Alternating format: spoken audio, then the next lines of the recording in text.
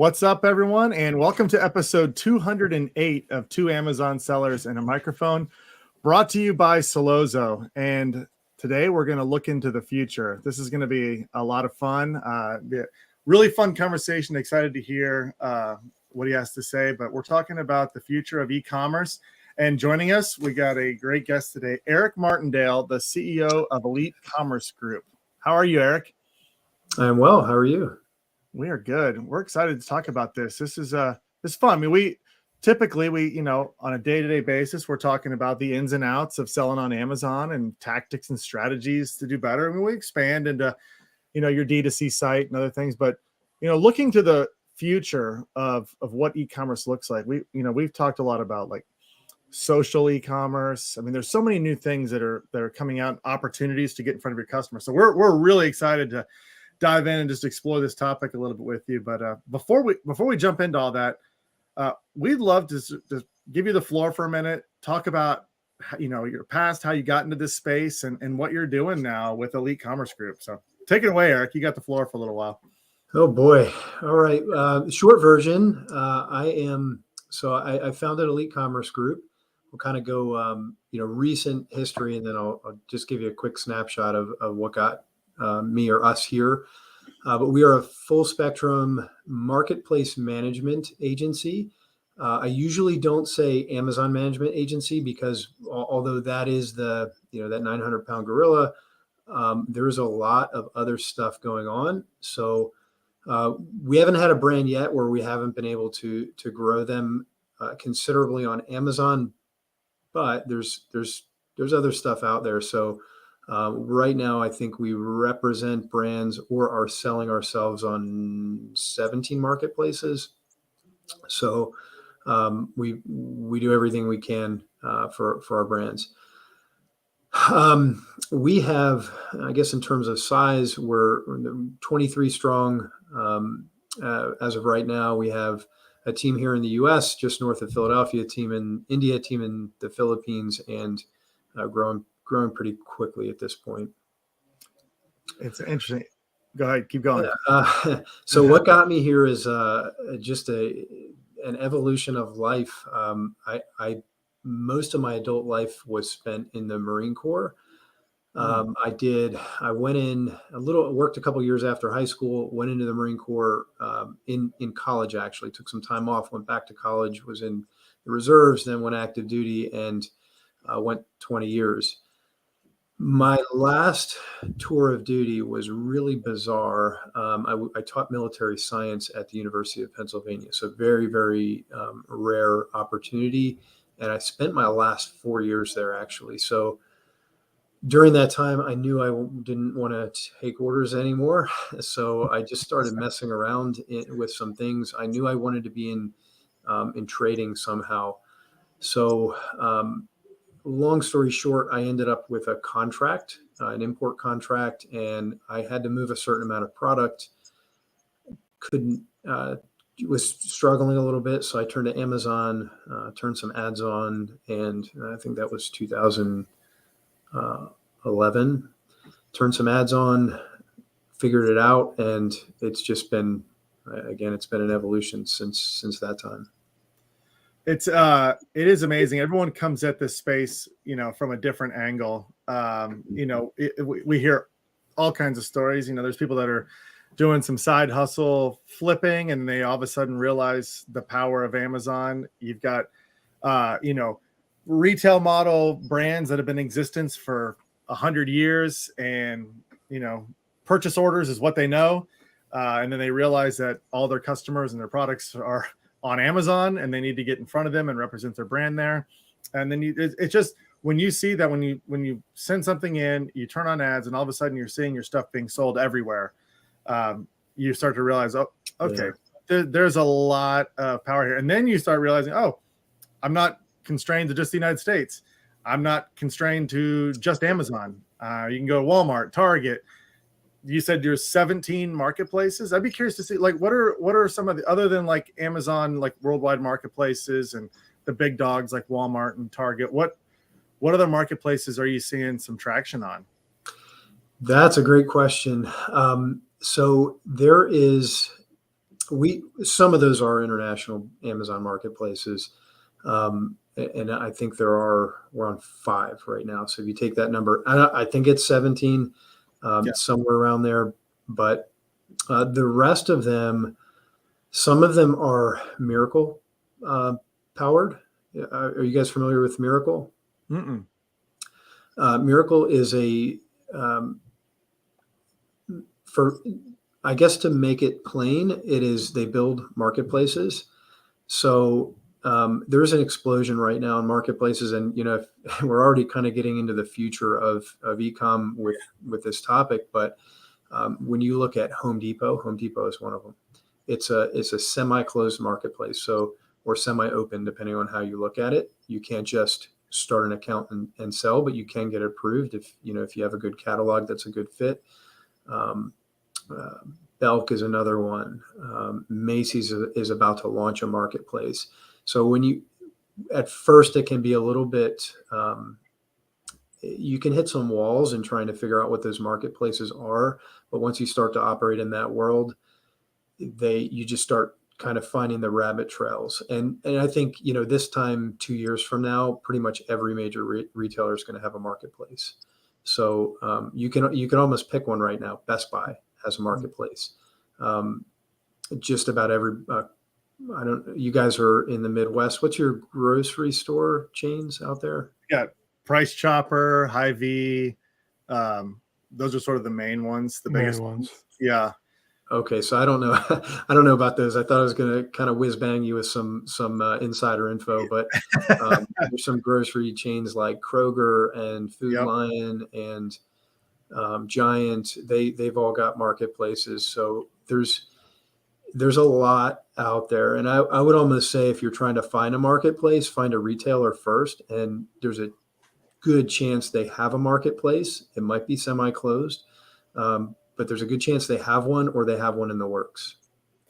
Yeah, you said this is touching on sort of the future of ecom, and it's going to be really interesting. I mean, obviously, everybody's watching. They're seeing what Amazon did, where as soon as you turn it over to a 3P marketplace, I mean, it can explode. You don't have to own the inventory. You're just a marketplace. You're that vehicle for driving sales. And all these places that, their prime business is obviously brick and mortar, and now they're able to expand into a marketplace. It'll be interesting to see how if there's a big merger and acquisition play going down, how Amazon's going to respond to that, how Walmart will respond to them. I think it's going to be fascinating to watch that play out. I agree. And, I think that the magic with these marketplaces is in how curated they can be. And I can kind of give you just a personal anecdotal example. Back in December, I was shopping for a certain type of coat, and I started on Amazon, and I just could not wade through I don't want to say nonsense, but there was so much stuff there that I didn't want that I ended up buying it off, on a brand website, because I knew I wasn't going to get mired in that search for 3 hours and not find anything. So I think that's what they have to offer. And, Amazon's getting bigger. There's more stuff there. It's hard to find stuff. As sellers, we learn how to, kind of cheat the search. And, these other marketplaces are highly curated, and, you can walk in, get the experience you want, the product you want, and walk out. Yeah. You see a lot of similar things going on with social commerce, where you have content creators who are doing this curation for you, and you've got these followers who are following them, and they're presented the products that are cool and hip for this content creator. And it's sort of a similar thing. It's like, how can you, is a marketplace helping build a tribe and presenting exactly what they need? And that can be super attractive, because Amazon is a jungle.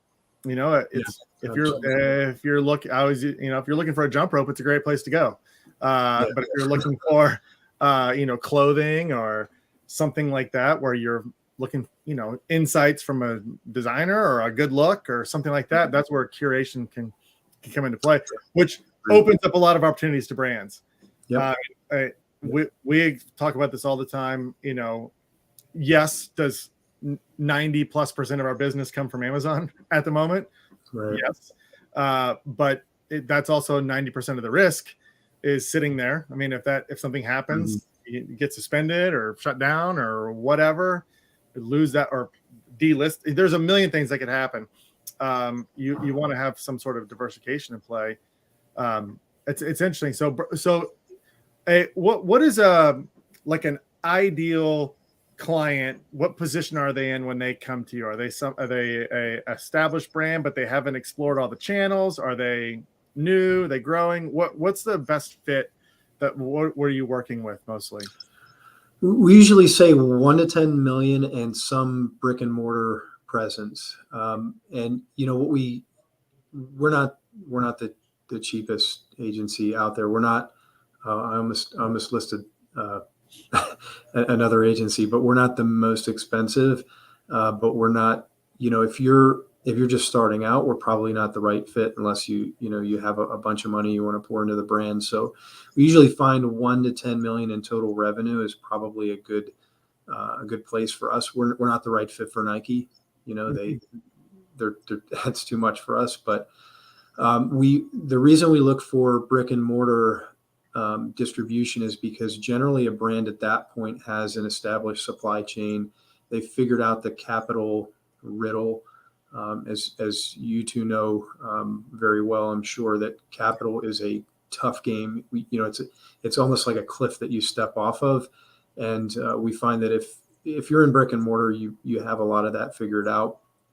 But we have worked and do work now with brands that are purely D2C or B2Cs, sorry, and that's their play. So. And they've certainly got capital and supply chain figured out, but generally 1 to 10. And then when they come on, what are some of the first things that you're looking for in terms of new opportunities for these brands? I'd lie to you if I didn't say that we didn't look first to Amazon. We've never. And again, you guys are going to know this very well. You can look at a brand if Amazon is not their primary focus in life, there's a lot of efficiency that you can gain for them right away. After that, it is launching them on a number of marketplaces. If they're not on Walmart, we get all. So far, every brand we've tried to put on Walmart.com has been approved. We will from Walmart.com if they're already on there, or if we get them approved there, we'll just start listing them out on marketplaces, and we'll generally do an integration. If we can sync inventory, great. If we can't, at least we want to do some kind of integration to communicate orders to them. So basically, they're not having to check 14 marketplaces every single day. We generally have a format that goes out via email, and if they have 11 orders or 100 orders or 3 orders, it's all in that order. They pack it, they ship it, they send the tracking back to us. Yeah. So those are generally the two avenues we try to drive down. I've got one more question on this topic before we dive into the future of e-commerce. But for a brand that you've been working with for a while, that's established on multiple marketplaces, everything's optimized. You're getting the best out of all those different marketplaces. What's the mix? What percentage is Amazon? What percentage are other marketplaces? Is it product dependent, or is it across the board? It's kind of a similar mix.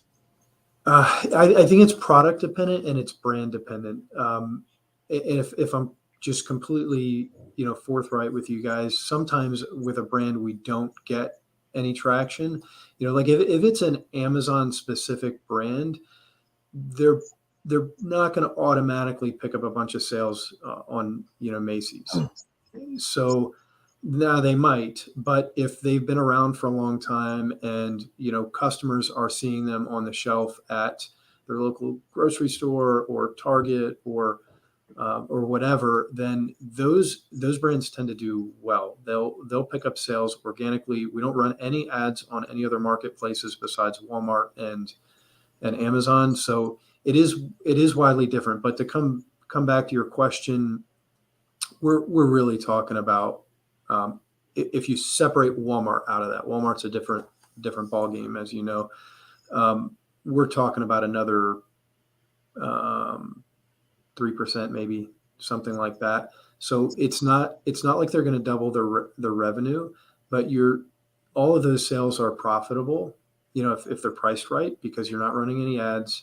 There's very little competition. There are very, very, very few sellers on some of these marketplaces. So they're nice little channels is what they are. If we can consolidate the orders from them, in an efficient way, then they're nice little channels.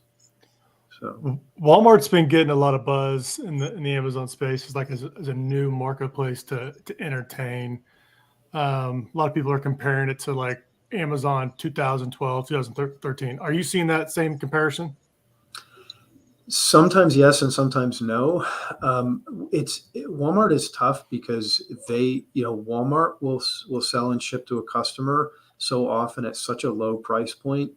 And we did the math with one of our brands, and we found out that Walmart was losing money on every sale, 100%. No, there's no like a significant amount. So I'm not sure why Walmart does that. I guess they're picking loss leaders, and it can be hard depending on the item. So if you have let's say it's ketchup, you can sell ketchup on Amazon for $6.99 a bottle. It's going to be harder to sell in Walmart for $6.99 a bottle because you can buy one for 99 cents, and Walmart somehow will ship that to you. So it just depends on the item. We've had some brands just blow up, and then some of them are getting very few sales. It just seems to depend. Yeah, that is an interesting point you make. You see that all the time with low price. I mean, everything that's low priced grocery items on Amazon, they're extremely expensive. I mean, it's bizarre. I mean, but it makes sense. I mean, if they're all third party seller, there is a minimum price you can possibly go to and have it make a profit.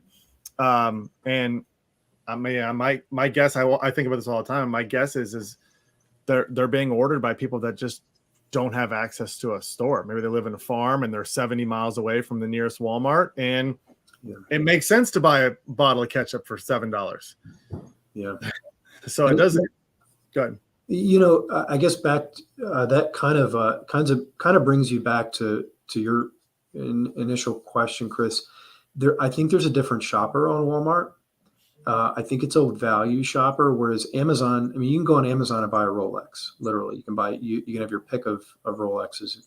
You got 25 grand, you buy yourself a Rolex on Amazon, and you might have those on Walmart. I don't know, but it's a different shopper. So if you're selling value items, you can sell at a very low price point on Walmart. I think you have a good shot at doing well. If you're selling really high-end premium items, it might be a little bit different depending on the item. So, and that's just an example, but I think all in all, it's a different shopper. You talked about Miracle, because I'm gonna hate myself if I don't ask this question. I've never heard of it. I'm not familiar with what it is. I'm on their site now, kind of still confused on what it is.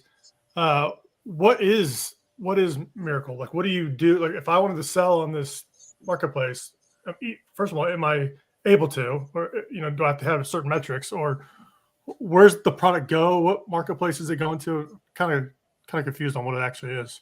Yeah, I didn't explain that very well. It is I'm going to call it a marketplace.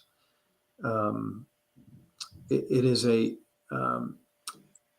well, for you as a seller, it's an aggregator. It's not really, since we're all using that word in this space. That's not how they make their money. But for you, they basically will power marketplaces. They'll help. Their clients are the Best Buys and those retailers that want marketplaces, and that's how they make their money. As a seller, because Miracle has built all those, they have a certain framework, so you can apply to be a Miracle seller. you're not automatically approved like you would be on eBay or, to some extent eBay or Amazon, but it's not terribly difficult. So once you get in there, because Miracle has built whatever it is right now, 200 marketplaces, you can literally go through their list and start clicking on it and applying. Anybody in the Miracle ecosystem, you can just, send a message to their marketplace and say, I'd like to sell, I'd like to sell, I'd like to sell. And they don't all say yes, but they want to. A lot of times they want to see your catalog, or they'll look at your Amazon store. But it's a good place to start if you're trying to get into other marketplaces. So they're like the middleman. They're kind of marrying the two brands with other marketplaces. Yep. Cool. And then a lot of the didn't know things about it. that you would do they have a couple of different interfaces. Like they just built a customer service interface, so now you can do any marketplace that is powered by Miracle that you're selling on. You can do all your customer service in one spot there. So pretty good deal. And most of these marketplaces are merchant fulfilled, essentially. Like, obviously Walmart, you can use their fulfillment system. Amazon, you can use it, but most of these are merchant fulfilled. So this is just a hub where all of your orders are coming in, and you're able to fulfill them through there. Yeah, you got it. It's interesting. I'm going to check this out. That's great. Tip of the day. That was worth talking to you right there. Just learn about Miracle. That's interesting. Can I just say before, I don't want you guys to get off and be like, oh, that guy Eric, what a jerk. He didn't, it didn't work out the way I thought it was. I find with Miracle, it's a volume game. So we did not do well when we first started. We were like waiting. We were on their waiting list when they came to the US because they're out of France. And we listed out, we did a ton of work on, I think 3 marketplaces. We build programs to do this, and I invested a lot in it and did very little, almost nothing. And then the 4th marketplace just was great. And then the 5th marketplace, nothing. 6th marketplace, nothing. 7th marketplace, great. So it's worth coming up with a system and just planning on multiple marketplaces. Interesting. I'm going to explore this a little bit more because it seems interesting. There's a lot of setup if you're going into all these different marketplaces and trying to get approved. If there's a way to have any sort of leg up or an advantage to be able to test these out, obviously some are not going to work, but interesting. That's great. Anybody who's listening is looking to expand into marketplaces, maybe you should go check out Miracle and see what that looks like for you. Good place to start. Yeah. Let's transition into the future here. I love talking about this. Just because I remember starting on Amazon a long time ago, like around, when you were playing around with it, getting started with it. Don't think you could have perceived what it's like today then. It was certainly it was easier to launch products, etc. It was kind of a wild west. Now they're doing a lot of things that can be struggles and issues and hurdles for brands, but in the long run, they're going to be great because they protect the platform and protect the marketplace. But looking now to the future, where are you seeing e-commerce going from here? Aside from the growth of enterprise marketplaces, which I won't go back into that topic, but I think that's going to be I think they're going to be pretty prolific. Aside from that, I think I would answer the question in terms of kind of the story of, you mentioned the Wild Wild West of 2012, and any of us that were anywhere around there immediately, we just have this feeling, we're like, oh yeah, I remember that. That was amazing.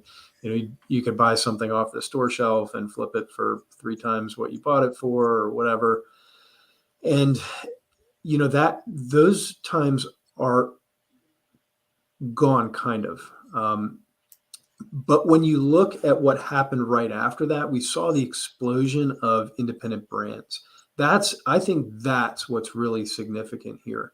And if you look at this as a story, and it's really the story of it's the story of you guys and your viewers, Um, I'm not a millennial. I don't know which. I'm a Gen Xer, but I missed a little bit personally because I didn't quite understand Instagram. I didn't buy into it, and I looked at that and I thought, man, there's nobody on Instagram but millennials. They don't have any money, like 10 years ago, and now look who's spending all the money. And that if people who are older, the baby boomers, the ad execs with the big brands, they said the same thing. I was a little slower, but definitely got into Instagram and marketing and Amazon, of course. But you look at how slow some of these big brands were to really embrace Amazon and social media. They really missed the boat, and it's good for us because it allowed those independent brands to latch onto those things that they understood and get in front of millennials. And now 10 years later, millennials have tons of money and they're buying things, and that's who you want to get in front of. And it worked. It was great for independent brands. But I believe there's going to be another shift, and that other shift is going to be built around Gen Z. And we can complain all we want. Those of us that are not Gen Z, we can complain about the generation, and I'll continue to. But the truth of the matter is they're going to be spending money here in another 5-10 years. And we tend to look at things through the lens of just like the big brands did, and I don't know what Adidas did in 2012, but I don't think they blew up Instagram. That's my guess. I sincerely doubt it. And those guys who said, you know what, we don't need to get in front of millennials. We don't need to embrace Instagram or Amazon or whatever, or YouTube. If they could go back and do that again, I'm sure they would. So for us, we're very likely to do the same thing unless we take a step back and think, you know what, Gen Z is not going to just come to us. They're not going to just shop on Amazon because millennials did. And I think that the game is going to be, whether you're a seller or you're a marketplace owner, the game is going to be won by whoever can get in front of Gen Z. So far, so good. Oh yeah. Well, this is where I think I don't know exactly what Amazon is going to do to make that happen. I think it's a huge mistake to think that Gen Z is just going to do what millennials did. But I can tell you one huge thing that Gen Z is doing right now that people are not paying attention to, and I'm going to use that buzzword that Mark Zuckerberg made popular in November, I think it was, or maybe the end of October, the metaverse. And if we had a debate right now, we'd all have different opinions on what how great or how horrible the metaverse is. And I will be the first one to tell you, I don't love the idea of it. However, there are something like, I don't want to mess up the numbers now because I think my numbers now are like six or 8 months old, but there are tens of millions of people spending hundreds of millions of dollars right now. And so it's not a matter of is Gen Z going to spend money in the metaverse? We're missing it. They're doing it right now. With that said, when you talk about the Wild Wild West, they're not buying their snacks there right now. They're buying an avatar skin, a digital skin, and then getting the associated hoodie sent in the mail. So there are physical. There was just Bosun Protocol just did a fashion week in Decentraland, and they sold physical items. So they're all built on NFTs, but there's actual physical commerce happening on a pretty large scale right now. And I think if we look at that and say, oh, it's not gonna take off, I think we're wrong, because it has. I mean, there are Justin Bieber, Snoop Dogg, these guys have all done concerts fully in the metaverse, where they've sold like $10 million worth of tickets and had, this has been going on since the beginning of 2020. So and it's a different world. So if maybe you're watching this and you're like, the metaverse, that doesn't sound right. Stuff is happening in there. Well, it's a surprise because you're not hanging out in there. But there's a lot of activity there right now. And I think that's going to be one of the next big shifts in e-commerce. So, okay, you got my mind spinning a little bit because this feels like pre-internet. Like this feels Yeah. like It's- 1990 something, and the internet's coming out. Yeah. But I can just I've never actually been in the metaverse. We have an Oculus. I've got two Sounds boys. weird to say, right? I know. Yeah. But my two boys play all the time on the Oculus, and that's got me thinking, because and it's also, there's your Gen Z. They're growing up. They're teenagers. They're coming up, and they're not. I made the point. They're not going to buy 5 years from now. They're buying right now with my money. Yeah. They're shopping, and they come to me all the time. Like one of the things that my youngest son does all the time is he's on his Oculus, and he's got this baseball training simulator that he's in, where he's downstairs playing like baseball games and training and these, learning how to hit, really tough pitches and all that stuff. But he came up the other day and it's like, I got to get this product. It was something for his bat to help him with his grip. And I'm like, okay, where'd you find it? He's like, it was in my game. It was in the metaverse. And I was like, okay, that's interesting.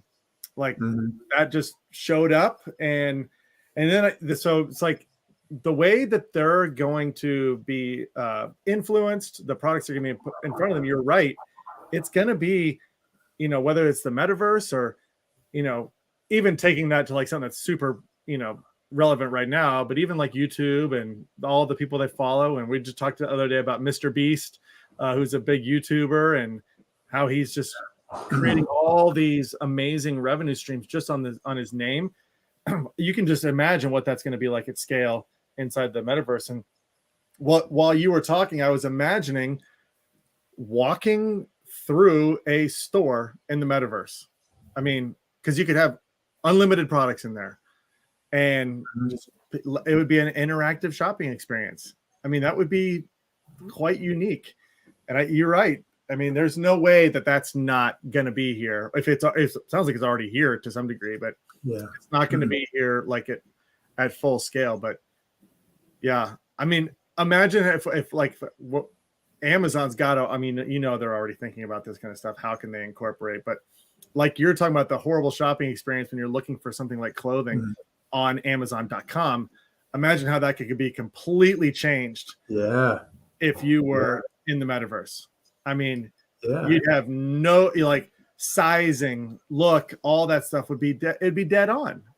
I mean, and you can go in a store. I mean, if you're looking for that certain type of coat and you want to wade through the garbage, you go into the store that has your coat, and that stuff, that's real. Like that what you just described is actually real. There are malls in the metaverse, and there are brand stores. There are big brands that are pouring resources into this right now. Gucci, Prada, The Gap, Taco Bell, Pepsi, Procter and Gamble is another one. Those are specific, brands they're doing exactly what you said. They're buying a piece of digital real estate. They're building a store. They're hosting their products, or they're advertising on digital billboards, or selling, avatar skins. So it's happening. It's almost hard to wrap your head around, but it's almost as hard to wrap your head around that as it was to say 10 years ago, you can buy whatever you want and it's going to be at your doorstep tomorrow. Like that was hard to wrap your head around. Yeah, true. Anything you want is going to be there. That's fascinating. So are you guys right now, are you actively pursuing opportunities in those spaces right now for the brands you represent? And what does that look like? Are there challenges, or I mean, it sounds like that's may not be that easy to set up, because it's a whole different way of thinking. You have somebody who designs your store. Yeah. I mean, it's not easy by any stretch. It's something that we're working on. We'll probably end up doing it in partnership. And I'm pro. I brought these guys up this morning. I'm pro Bosun Protocol, I'm not saying that's something actionable. There's nothing you're really going to be able to do with them with a brand right now, but they have them all. So we're trying to figure out a way to sort of work with them in a way that's beneficial for them. If not, and just to kind of back up to what makes it difficult is you literally own real estate in the metaverse, or you don't. So you can't just walk in there and hang something on a wall. You have to either own the real estate or you have to pay to play. On top of that, there is transactions. The metaverse is largely built on the blockchain, and so you're talking about hosting or tying a physical good. If you want to sell a physical good, you have to tie it to an NFT. So then you have the NFT problem. You have to create an NFT. You have to hang it somewhere, and that stuff is. I mean, I'm not saying it's very hard, but it's a whole different set of skills and knowledge. So we're not yet at the point where we're not in the wild, wild west by any stretch. I feel like we're getting closer to the cliff. This stuff is going to start happening very quickly. And to answer your question, what we're trying to do is we're trying to get our brands that we represent to the front of the line. So the first opportunity to sell physical goods that are, they're not either owned by a major brand or tied to, like a gaming site or something like that. The first opportunity, we're launching brands. That's what we're working on.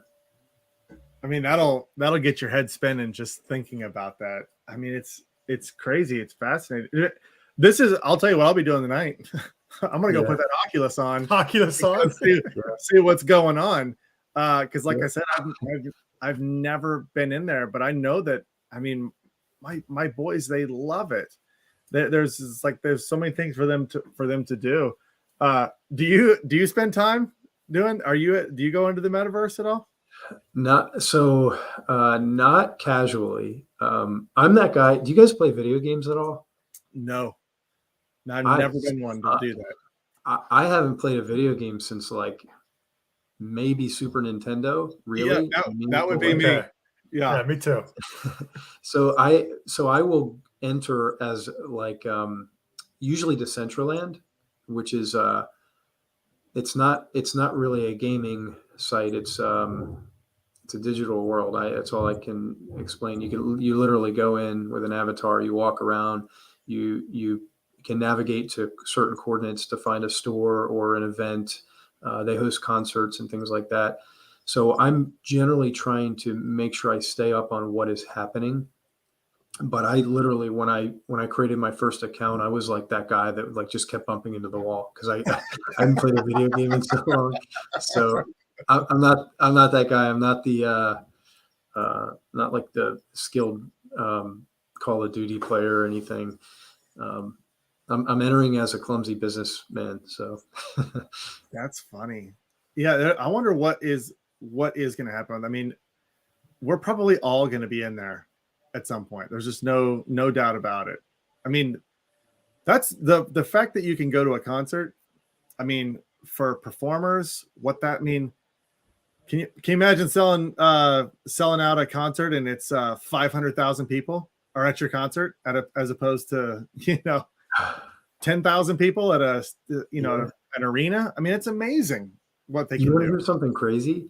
You should all fact check me on this. Travis Scott. Are you familiar with Travis Scott? Yep. He did I guess everybody is at this point, but he did a concert in 2020 and there was something like 20 million people that tuned in around the world. And that was, I can't remember. It was one of those popular gaming sites, one of the popular 3D application games, but the potential there. I mean, imagine if you charge 50 cents and Travis Scott at the time is at home in his underwear. Doesn't even have to go anywhere. The potential there is incredible. And again, I don't necessarily like the idea, but if you look at trying to convince somebody that it makes sense to go out and do a booty dance in the kitchen for likes on TikTok is not that much different than trying to convince them to do some kind of social media interaction in the metaverse. I can't stand TikTok, but it works. I mean, people are making a ton of money there. And so whether or not I like the metaverse doesn't matter. You kind of go where people are and you sell where people are. So I think stuff's gonna, I think it's gonna I think the pace at which people are getting socialized in the metaverse is going to pick up. You'll like the metaverse a lot if you double your clients' revenue. Yeah, that's true. I changed my mind. Yeah. Oh man, this is fascinating. This I could talk about for a long time. We need to maybe schedule a time, 6 months from now or something, and retouch base and just see, what's happening. We'll just be in the metaverse. We'll just do it. Well, we'll do. Yeah. Our podcast will be in the metaverse. That would be amazing. I'm sure that'd be fascinating. But yeah, all of this NFTs, metaverse, all of it, how it's growing. I mean, I think those are going to be terms that are not confusing for people 5 years from now. They're going to understand it inherently. Yeah. I mean, you could talk to somebody about an NFT right now and their eyes will glaze over because it's kind of a little difficult to wrap your head around it, like what exactly it is, but it's real. I mean, how about owning real estate in the metaverse? I mean, the people that are buying it up right now are going to probably be sitting on gold mines later on. Interesting. Well, we'll definitely get you back on. This has been fun. I mean, I know this is fascinating to people listening right now, to our audience. It's fascinating to us. So we really appreciate it. For people that are listening right now, if they're in that range, if they've got a brand that's in that $1 to $10 million range, and everything that you're talking about is attractive, they want this forward thinking, they want this expansion mindset of different marketplaces, and then obviously what can come down the road to the metaverse. How can they reach out to you, start a conversation? Eric at elitecommercegroup.com, or you could message and ask for me through the message box on www.elitecommercegroup.com. But even if you're not in that range, I'm a nerd, so I'll relish a conversation regardless. So Eric at elitecommercegroup.com is probably the easiest way to get to me. Perfect. Well, I encourage everyone to do that. Get the conversation started. If everything that you heard you like, which how could you not? That was a fascinating conversation. So we really appreciate it, Eric. Thank you so much for joining us. And thanks everyone for tuning in. If you like content like this, if you want to hear all of the different experts in all the areas of e-commerce that we talk to on a daily basis, make sure you subscribe to our podcast. We're on all the podcast platforms out there. We also live stream these all to Solozo's social channels, so you can see the live streams on LinkedIn, YouTube, Facebook, everywhere. You can follow there and get notifications turned on in those spots as well. Additionally, if you're currently selling on Amazon right now and advertising is either a struggle or it takes a lot of your time, or you're wanting to make sure you're setting up the right strategies to reach your goals, we'd love to talk to you at Solozo. Solozo can help optimize and fully automate your advertising for you. There, you can go to Solozo.com. You can book a demo, and you can talk to either Chris or myself. We'll talk about anything. Obviously, we love talking about. We're nerds too, Eric. We love talking about Amazon in every which way possible. So we'd love to talk to you about your business and how we can help you with your advertising. So Solozo.com and book a demo. All right, that's it.